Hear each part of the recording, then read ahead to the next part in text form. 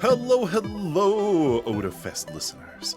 This is Season 7, Episode 30. Is it actually Episode 30? I think it's Episode 29.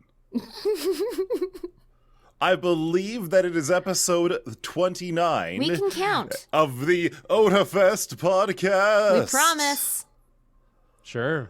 I hope that every single one of you listening has your Otafest passes now. That every single one of you is sewing the last buttons on your cosplay. That every single one of you has painted your props. Otafest is soon. Only what? 1.5 months away? I think that's about what it is. About. It's been 2 years since the last time we were able to see people in person. I am so excited. Yep. So excited. It will be good. So, as I said, I'm Angelo, and with me today are Nancy and Jay. Hello. But you probably knew that already. And for that, Maybe. I thank you. Maybe they didn't. I thank you. Who knows? Could be. So. Lately, I've been on my stream, every now and then, I like to do a little bit of a video game development. Game dev, colloquially known. And it's just a hobby that I've had for a really, really, really long time. Lately, I've been making a clone of Peggle. Do you guys remember Peggle? I loved Peggle. It came in the orange box. It was like the first. It didn't come in the orange box. Wait, It what? did. It was orange box themed. What? So Peggle Deluxe, I think it Peggle- was called, or Peggle 2 Deluxe, something of that nature. It came out around 2008, about a year after the orange box came out, and TF2 was a cultural phenomenon for PC gamers. Yes. And it was exceptionally notable for being something that looked like a mobile game, or looking like the Windows XP pinball game, Yes. but having TF2 themed maps. I think you're right. I think it was a Peggle demo that came in the orange box. I was like, I'm pretty sure it did not come in that, because I would have noticed, even though I just played, so much TF2.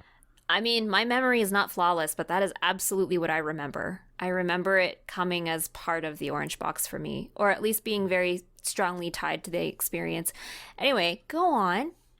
So I've started I started making one, and so far all I have is just you can shoot a ball and it bounces against other balls and they disappear.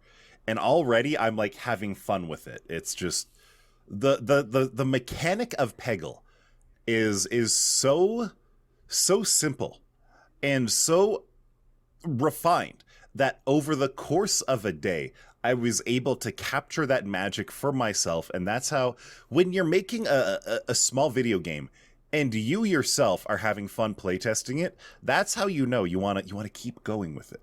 That's how you know when to keep going with it. And that made me start thinking, how similar or how different can a game be from its quote-unquote inspiration, if you will, while being something unique? Is it... Obviously, I'm shameless in calling this game that I'm making a Peggle clone. I'm not going to be selling it for money. I'm just going to be putting it online, having fun with it, and seeing what happens. Mm-hmm. But in the past, there have been situations where game clones have been so shameless, so prolific, that it has almost completely destroyed genres of games. Has it? For me, the one genre that I would be thinking about would be kart racing games. These days, you basically just have your Mario Kart. And we've had Mario Kart 8 Deluxe for Mario Kart 8 Deluxe is the recent DLC, I think. Mm-hmm. But Mario Kart 8 has existed for what, 4 or 5 years now? Something like that? Something like that. And Nintendo basically all but confirmed there is no Mario Kart 9 currently in development over the last week or two. So Mario Kart 8 is going to be getting a whole lot of polishing over the next couple of years. But if you go back to like the N64, the PS1, back when you had Mario Kart 64, Mario Kart 64 was the logical progression up from Mario Kart on the Super Nintendo. And Mario Kart on the Super Nintendo was great. You had a couple racing games back then like F-Zero, but nothing particularly huge, nothing particularly groundbreaking. Mario Kart 64 was a phenomenon, if you will, and it launched a ton of shameless ripoffs, shameless clones, shameless imitators. For example, you had the South Park kart racing game. There was Diddy Kong Racing, which is actually it deserved to be its own kart game. Diddy Kong Racing is probably one of the best kart games out there, even to this day. I would probably consider it better than the current Mario Kart. You had like the Crash Team Racing, the Crash Mario Kart game. There were so many of them. Diddy Kong Racing, baby. Diddy Kong Racing was so Diddy good. Kong. And I remember a little while ago, there was almost a push to try to revive the genre in the form of Garfield kart racing back in 2013. It dropped on its own. Everyone was like, what? A Garfield kart racing game? I haven't played one of these since every company learned that nobody wanted to buy kart racing games back in 2005. Let me get it right now. And then it was just another kart racing game, and it was very lackluster and not particularly interesting. Shame. But that's one of the things where it's like, okay, well, you have karts. Like you've got a car, it's got some kind of drive mechanism, like 4 wheels or something. In the case of Diddy Kong Racing, you also had hover cars and airplanes. And airplanes. Seriously, Diddy Kong Racing was the best one. Everything except Diddy Kong Racing has been the shameless imitation since. But the clones, the shameless clones, low effort, low budget, just low lovability clones basically killed the kart racing genre. And maybe the market for the kart racing genre wasn't particularly huge to begin with.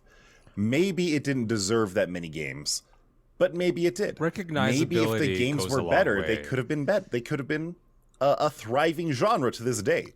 Maybe instead yes of and no. or as Like- as along with the Forzas and the Need for Speeds, we could be playing Diddy Kong No. Racing 7. about Flappy Bird? You're totally wrong on one aspect, which is just marketability. Like, you can't just throw random characters in. You have to have a really strong basis because the gameplay itself is so basic.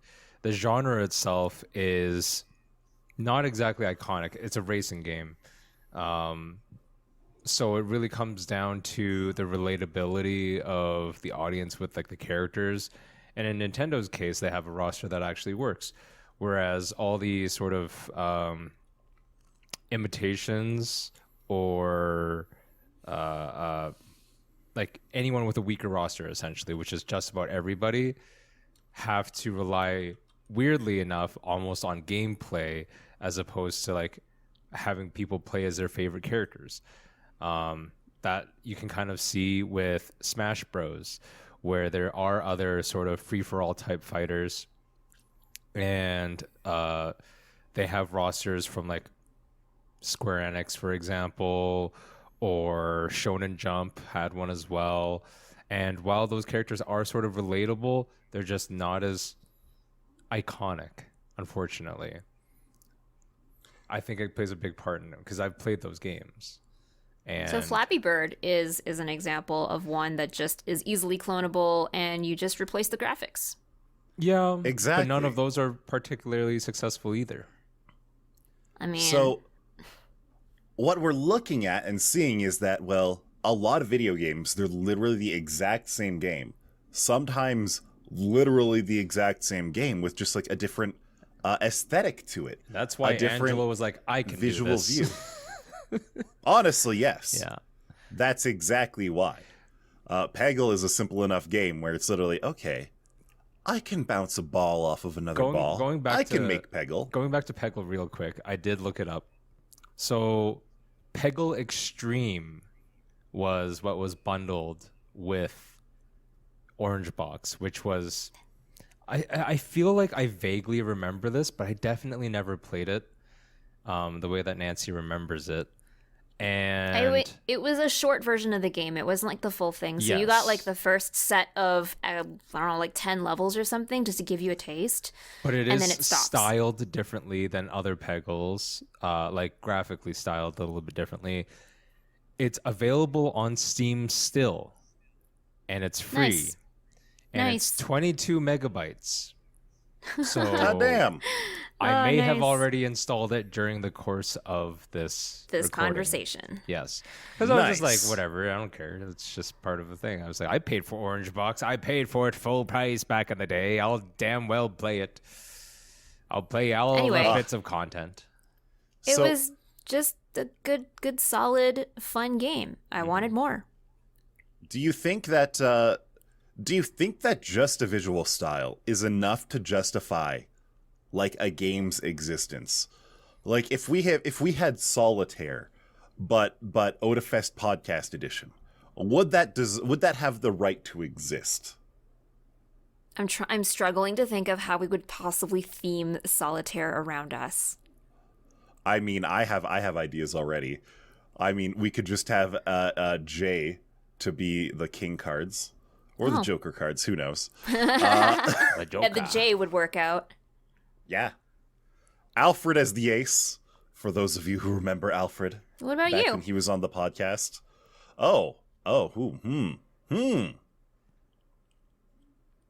Angelo for the ace. I guess Alfred could be the two of the ace cards. I could be the other two.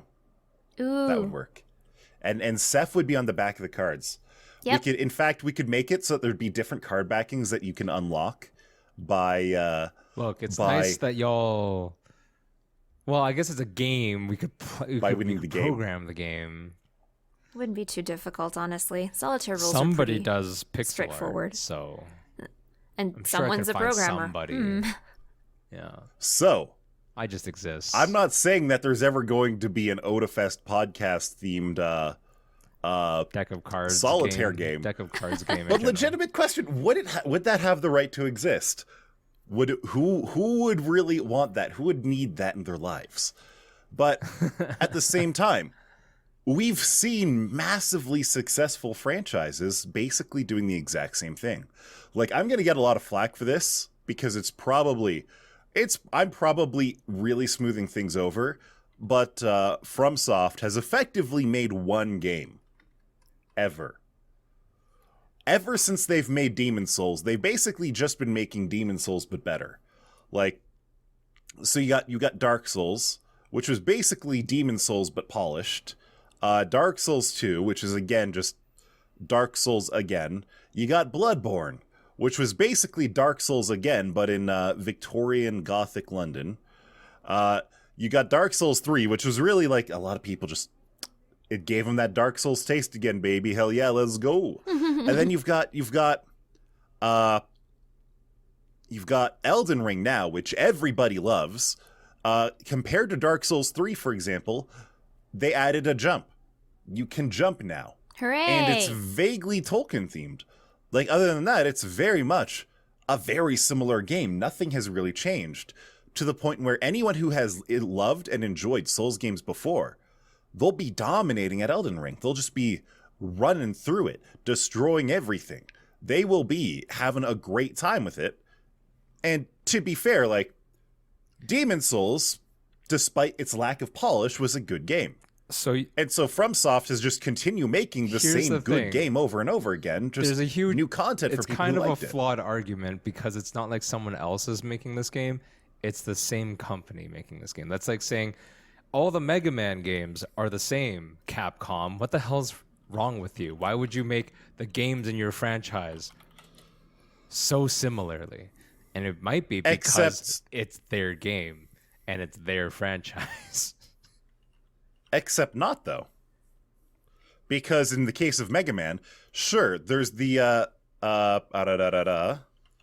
Wow. there's the very platforming good argument, games. Yes. What? No, there's the platforming games for Mega Man. Yes. But there was also Mega Man Soccer. There was also RPGs. Like, you got Mega Man X Command Mission. It was a turn-based 3D RPG. You got the 3D Mega Man games like Mega Man Legends and some of the Mega Man X games versus the 2D Mega Man games. You've got the isometric games like Mega Man X, Mega Man Battle Network games.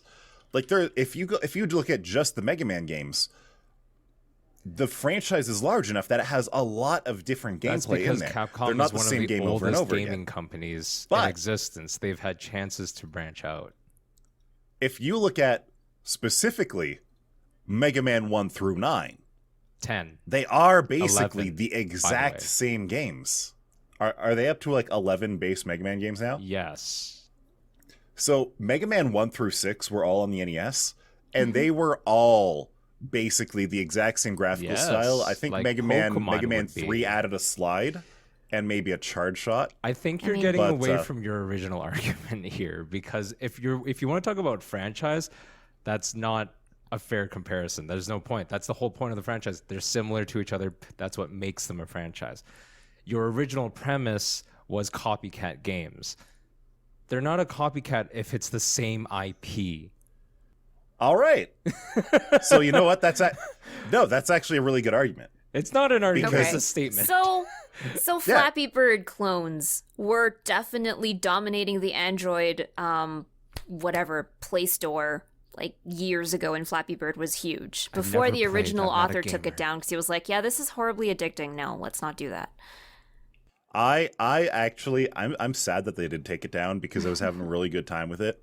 And you know what? When it comes to things like Flappy Bird, or more modernly, Wordle, Oh, The clones- Wordle. the clones don't have that cultural zeitgeist behind them, you know? You're wrong. There is one clone that is better than the rest, and it's the one. I'm not saying better or worse or anything of that nature right now.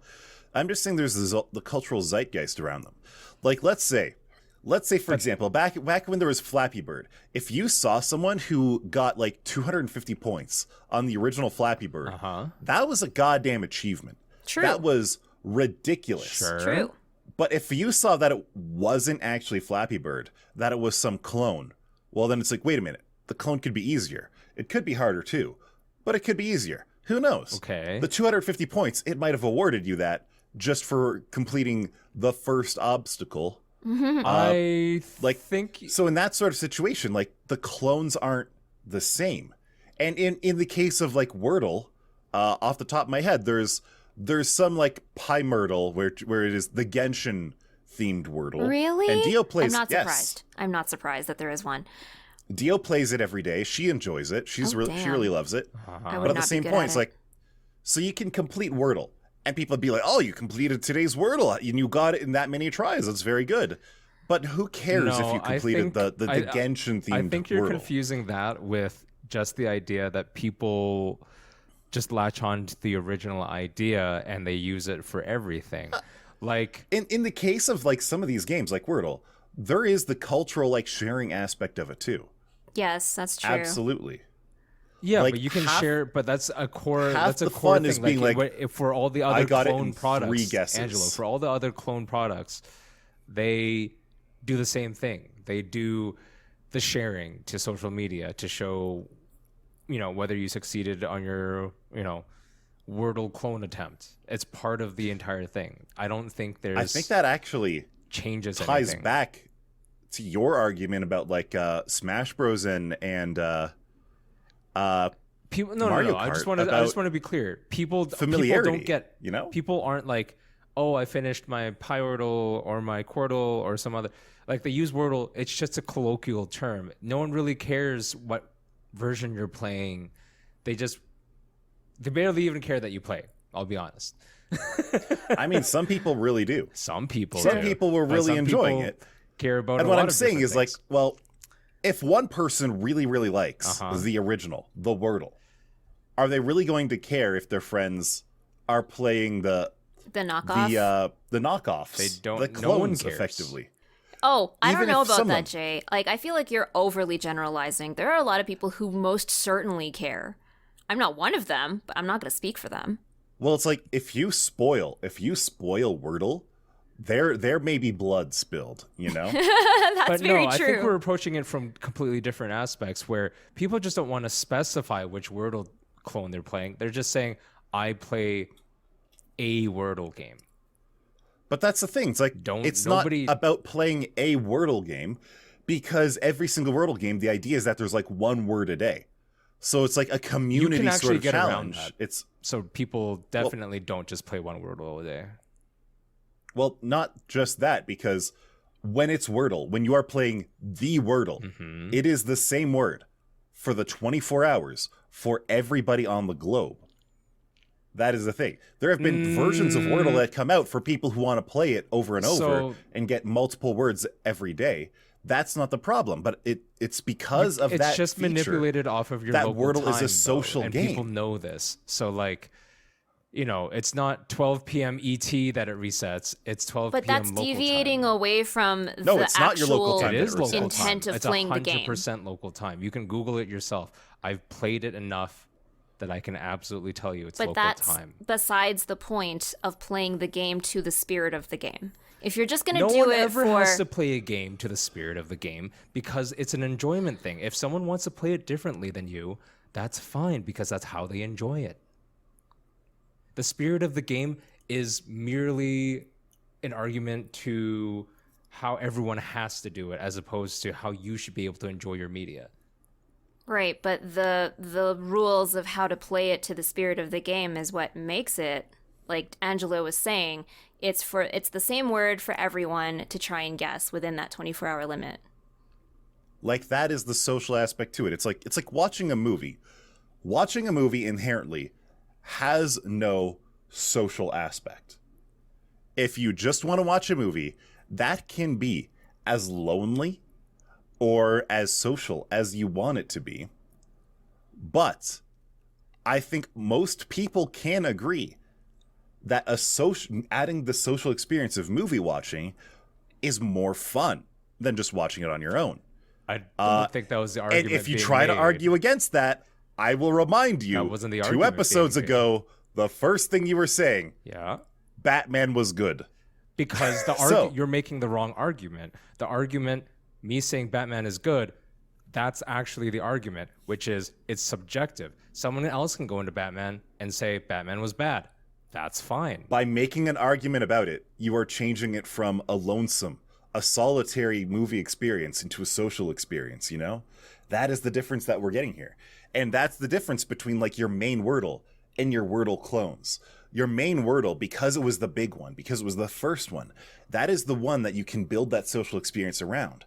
And while you can still have the social experience with the smaller ones, it's not as inherent. It's not there as much. But here's the like, thing. for example, the best Wordle basing clone it that I've off played of so the far. need for a social side.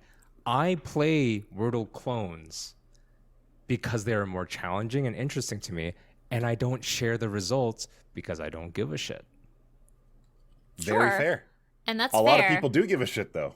And like for That is me, my argument. For me, I actually like after getting it or not getting it, sometimes friends and I'll be like, man, today's was really hard. I did not get it. Like I got this letter, and then nothing. And then I blew all of my chances and I made this many mistakes. And like talking about it in the same way that you would play any other game is just inherently good, engaging conversation if the other person cares to have the same, like, oh yeah, I thought it was really like odd too, but I lucked out with this one letter here or something. Like it's good discussion. It's the same thing as watching a movie. Yes, you can consume it in any way you want, but if you want to have that discourse about it, like you saying, I liked Batman, and then telling us why you liked it, that creates good conversation. Yeah, like that's... You don't have to share your opinion, but you know, when you do, it usually I share my turns out opinion to be because I'm on good. the podcast. How did we get here? Here, let me tell you this. Okay. If we didn't have a podcast, I wouldn't be talking about whether Batman was good or bad to anybody because I don't care. That's what it comes down to. But I'm happy to talk about it. We have gotten away from the original premise by a long shot. So, I really do feel like clone games, I feel like a visual style isn't really enough to give them rights. At the same time, sometimes I feel like they can earn their own right to exist just through existing and maybe bringing some people together. That's what I would say. That's what I would say. As someone shamelessly making, I think on a your clone end game. where you are like making it and distributing it on like an amateur level, that's fine. I would argue that there is a different argument to be made when you are a professional organization that whose Makes money interest from it? is to make money from it. Oh my god, So- could you imagine if EA came out tomorrow and was like, I'm making a Peggle. Peggle 4, Yeah, baby! exactly. Like Call of Duty Peggle or whatever it is. Oh no. So there's my I'm going to Peggle put of that in that Duty. space. I don't want to talk about it, but there's absolutely a difference. All right, that's pretty fair. Yeah. That's pretty fair. I think, kind of like what you said, I think it's when it's another company other than the original creator doing it that it might actually become a problem. Unlike subscriptions, which are always a problem.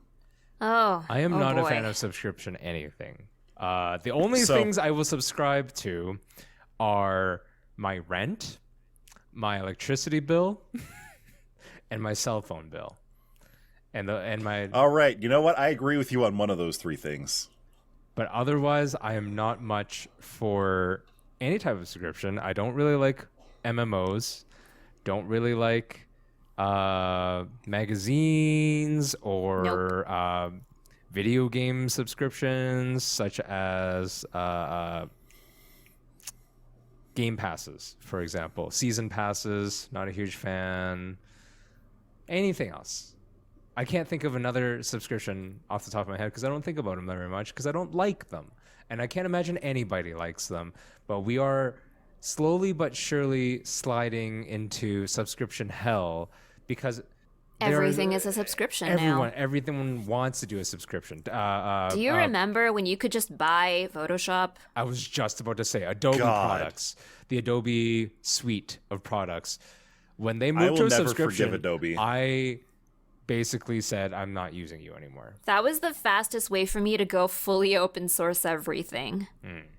It's like I've played with so many artwork, digital painting apps that are free Like, and open source. I thanks to that. understand that when you use software and you buy software, it's not yours to keep in a sense. Like it's a licensed piece of tool Yes, or but you're item. buying an ongoing license, like right to use this piece Exactly. of software. And I think that's still important because ownership, you talk about IPs and ownership is important to an IP, but it's also important for your customer to feel like they are effectively, quote unquote, owning it. Like they're Getting their worth out of this. Exactly. They feel like they're not stressed to have to use the product over and over again to justify the cost, the ongoing cost, right? Like Well, that's the thing. Like, especially when it comes to video game subscriptions, yeah. Hate it. Just gonna that's say. a Always hated huge it. psychological method of keeping people engaged. Yeah, because you're paying Like, this much for it every month, and paid you for want it. to be able to keep, using make it worth your while. I don't want to pay whatever it is for FF14 every month to Yeah. just not have time to play it. And the reason why we're bringing this up is because there's two things of our The standard of subscription interest. for FF14 is $15 a month. Oh, that hasn't damn. that hasn't gone up in a while. I'm surprised. I think that's I don't think that's gone WoW's up since it's- cost too. it yeah, was and, 11 before. Quite frankly, like that's on one hand, if it is legitimately something that you spend 2, 3, 4 hours a day on, go off, have fun with that. I'm not really going to judge you for that because that is a pretty good value overall. I'm just saying, I've bought Elden Ring and I've got 60 hours in it so far. Mm-hmm. So I'm not that buying. is the I'm other not paying argument. anything more for like it. in that space, There's better values. In that space, there's a lot of great games, and they're all pay once games. They could have microtransactions, but no one forces you to get a microtransaction to play and enjoy the rest of the game. I don't even like that's the microtransactions, thing, but that is at least an argument that can be made where you buy base game for $40, $50, and then yes, it has additional microtransactions that are like $2 to $5 each or whatever the hell it is. And then But it's those microtransactions they add up that require the daily thing that are really the insidious ones. Like if we take Genshin Impact, for example, Right. because it's a game that I'm very familiar with, you can buy an item called the Blessing of the Welkin Moon, and it's like $7 yes. Canadian. And I can't remember. I believe it lasts 30 or 40 days. But the main thing about it is that every day you log in, you get like 60% of a gacha roll in the primo gems, in the currency. So if you buy this thing, if you spend the $7, you get a little bit of a thing up front. Yeah, you do. But the real value is by logging in every single day. And even if you don't play the game, you just have to open up the game, get to the point where you see your character, then you get the bonus. You can close it out at that point in time. But are you really going to? I'm just saying That's the point, is to make people log in, to make people play the game, and it creates that artificial Need need to to make play it the worth. game. But- It is an inherently addictive sort of thing. And I just want to point out, like, the original reason why we're talking about this is because software is a big one. I'm going to touch really quickly on another piece of software, but then I'm going to talk about hardware. Software, we're talking about video games, obviously, a lot, because it's something that we all know very well. Neither of the other two play, but I used to play a lot of GTA 5, especially the online portion. Just like it was my daily log on, I'd play, maybe a couple hours, screw around in a plane and just kind of do fun stuff. Now, there are microtransactions in that game. You still have to buy the game for like $50 for the full game. And again, microtransactions to get digital currency using real currency, whatever. But there are ways around that, or you can just play the game a lot. You don't have to buy the microtransactions. And that's kind of where we're at right now, normally speaking. But GTA 5 is a game that's been out for something like more than 8 years. Is that?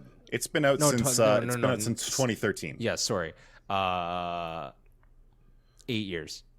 And the original release was on Xbox 360.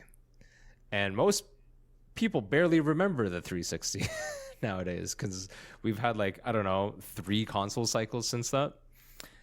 Did you know that the launch of the Super Nintendo was closer to the launch of the PlayStation 3 than the launch of the PlayStation 3 is to now? Yeah. Wow. Great. Thanks for that.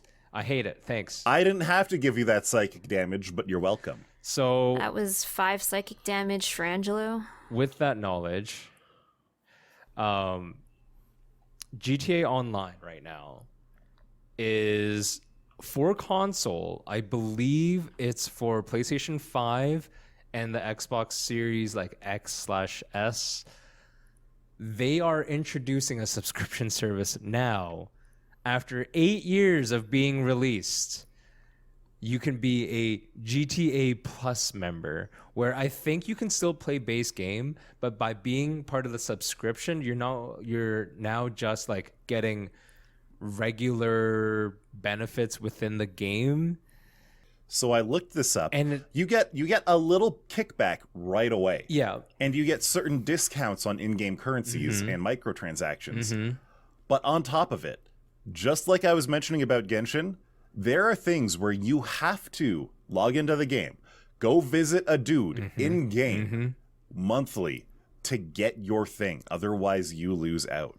So just like what Genshin is doing, to artificially make the incentive to log in, GTA 5 is making you pay for the right to be psychologically manipulated in the same way. And GTA Online, even before this quote unquote service, they were already making upwards of $2 million a day from GTA Online, from the microtransactions alone.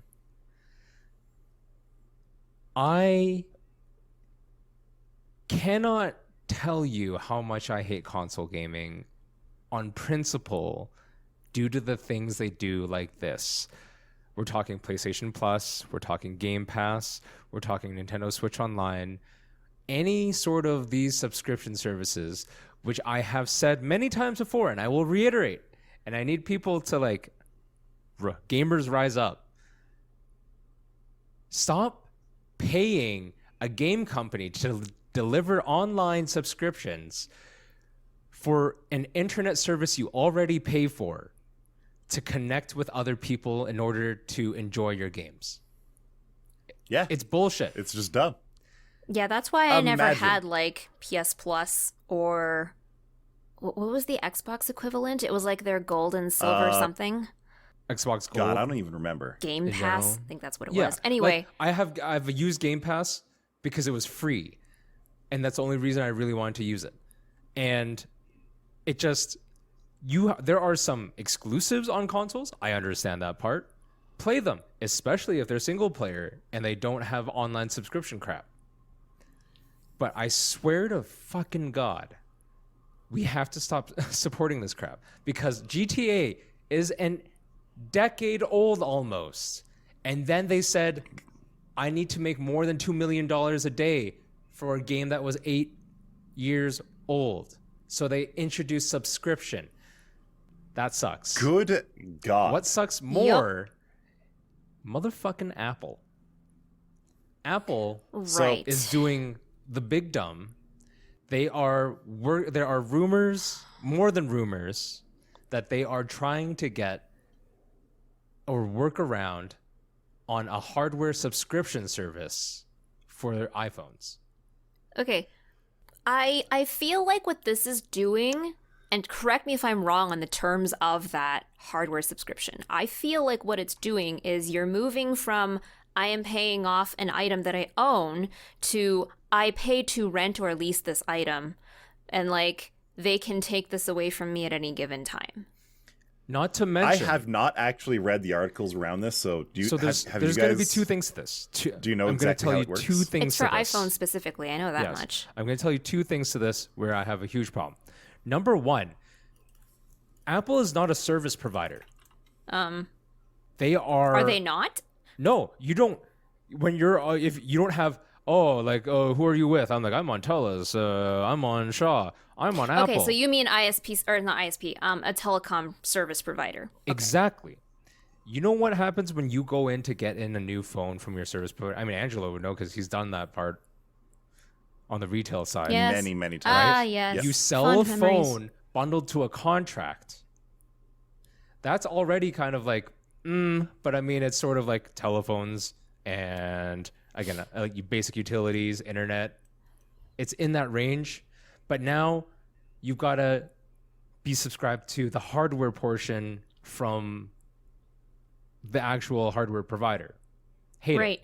Okay. Yeah. So okay. Here's where this sounds like to me. They are basically removing the like payment plan portion of a device from, let's say, TELUS, because you already mentioned TELUS. So if you sign up for a plan with TELUS, and then sometime down the road you want a new phone, you can go to them and say, I want to buy this phone from you, and I'm going to split up the payments for it over the course of 2 years, and it gets tacked on to my usual monthly bill. That's how that works. It didn't used to, but that's how that works. So what they're doing now is they're offsetting that cost from TELUS and going directly to Apple. And I hate it.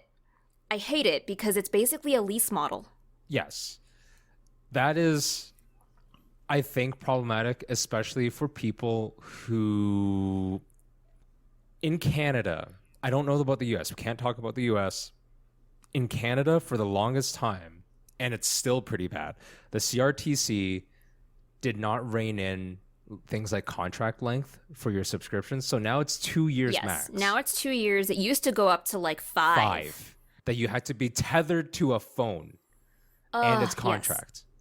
For 5 years. Sucked. But Yes. So I just skimmed through an article, and there's so few details on There's- what Apple is actually intending to do. Extremely I few will details. say that there's also going to be a difference in how they're going to deploy in different markets. This is definitely an American thing first, but it will eventually get to us, Europe, Asia, if they continue. But the number 2 thing that I really hate, and it's definitely a way to circumvent very recent rulings against Apple and their method of distribution and everything. This is definitely a way to try to circumvent right to repair. Oh, I didn't even think about that, but you are right. Basically, if your device stops working for any amount of time or for any reason, a lease. So, okay, Would I'm have gonna to go. return I'm gonna to go the- to the. Yeah. Yeah, Basically, the argument is, yeah. people have the right to repair their own products, you say. Interesting. Let's tie But them Their back if they to don't us. own own, products. if they don't Yes. own it. And so that's where the lease model comes in, because when I read that, I was like, oh, so it's basically a lease model. So when you lease a car, you are paying a significantly smaller amount during the same kind of payment period than you would have to if you were actually buying the Owning, car yep. out, right? The upsides that the dealership will always sell you on is that, oh, it's less money, so it's more affordable For for new you. car. We take care of all of the maintenance, and you get to have a new car every whatever years that you sign on your lease. But don't put bumper stickers on it. Don't try to change out the audio system. Don't do anything to that car. The car is essentially a contract to use a car, which is like fine. Yeah, you don't own the car. Oh yeah, You own the right to use the the car. car, but but it's not your car. people that I know who lease a car versus owning the car, when you lease a vehicle and it's not yours, you don't care about taking care of it. You care about keeping it within the terms of your agreement. When you own a car, you baby the heck out of that thing. You take care of it. You actually go and do things for it. It's just a really weird ownership mentality. And don't even get me started on the potential for like electronic waste that this will probably introduce. Oh, a ton. But having that said now,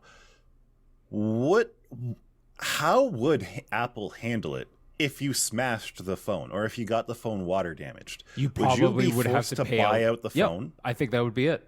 I think you would have to pay Because- out the remaining costs. To my understanding, with Apple Care even, it doesn't cover things like water damage or getting completely smashed usually. Yes, you still have to those pay are- like, a nominal fee. Those are warranty breaking things. Like they won't service that if you've gotten it, like if you dropped it in your bathtub or something. But like anything that they count under warranty, it's a like, what do they do? Do they just like Now- swap you a new one? Do they? And they will sell you. In the case of like a They will sell you those benefits as they would sell the lease of a vehicle. They're like, oh, it's your car, or like it's your phone. You can use it. You can download all the same apps. You even have like the benefit of all the, is it called like Genius Bar, whatever their tech shops They're are. Apple geniuses, yeah. Yeah, something like that. And they're gonna massage all of it to you. But the truth is it's not your phone. It is not even close to being your phone. It could even technically, depending on maybe jurisdictions and lots of law wrangling language, technically it could be less secure or less. Yeah, I'm wondering about prone your to- privacy Yes, laws your when privacy what you're laws- doing is you're paying to use a phone that's not yours. Because for a long time, and I don't want to get too technical with this, so I do apologize to viewers who don't find this very interesting, but it is a concern, and that's why we bring this up. There has been a long-standing battle between a lot of telephone hardware companies such as like Apple, Google, Samsung, and law enforcement when it comes to subpoenas of your personal cellular device and the information within, it goes like, it's very intricate. It goes down to things like if your subject is in custody and they still have their phone and they unlock their phone at that moment while they know that they're in custody, police might be given the right to just take the unlocked phone so that they can start browsing and grabbing the information that they need, along with who knows what other information that they don't need, but they rather want it for you. I'm not trying to get into conspiracy theory crap. I'm just telling you this is sort of the stuff that they're concerned about. You know what? Privacy is a huge thing. You're right. On top of that, this is a little bit more tinfoil hat. So right now, as it is, for the most part, a iPhone. If you have an iPhone encrypted via your biometrics or your password or whatever, right now, iPhones are actually pretty damn secure. Yes. In that, if These you are all lose your cell phones, though, iPhone generally. and you remotely lose it, not even Apple has the tools or the methods required to unlock that iPhone. Yes. It is bricked, and quite frankly, as anti-consumer as like a lot of what Apple does for the right to repair stuff is, a lot of it is for actual good security. So there's give and take there. Quite frankly, I think Apple is too far on the security side. But on the lease model, they could absolutely on a let go lease of that. model. Yeah, you might rescind Suddenly, that. It's not your phone. Suddenly, it's in Apple's favor. It is in their direct benefit to make it so that Apple can break back into a phone. If a customer turns a phone back in without signing out of iCloud or whatever the hell, Apple would need a way to wipe that out because that's their phone. That's not the customer's phone. That's their phone. At the same time, like law enforcement, suddenly they're not violating a person's rights by demanding access into a phone. No, they're subpoenaing A company. a corporation, Yes. which doesn't have the exact same rights. Even though corporations or people in it doesn't matter. There's a lot of different jurisdictional stuff. I don't want to get into all of the stuff because I don't know all of the stuff, but I know enough It's a little bit to tinfoil be hatty. concerned because But you the have lease to model- you have to be like that. We live in a weird We time. are the supposed to lease be very model- critical as consumers, yes. Yes. Would imply less privacy. It I think by default it does. And I'm not saying that they won't try and quote unquote fix it, but there has to be awareness first and an uproar to follow. We're not necessarily the leaders of that, but these are things to think about. So next time you go in to buy your smartphone, try and do more research more than beyond what you're buying and versus what you're paying for, because those are two different things. Yep. It really is. Fun stuff. I did not think we were going to get into Reddit conspiracy theory territory today. I mean, sometimes it's a little fun to get into tinfoil hat territory, but there's this so actually many isn't fun. very far away from conspiracy, Some Black especially Mirror with some of the stuff. privacy things that have happened recently in memory.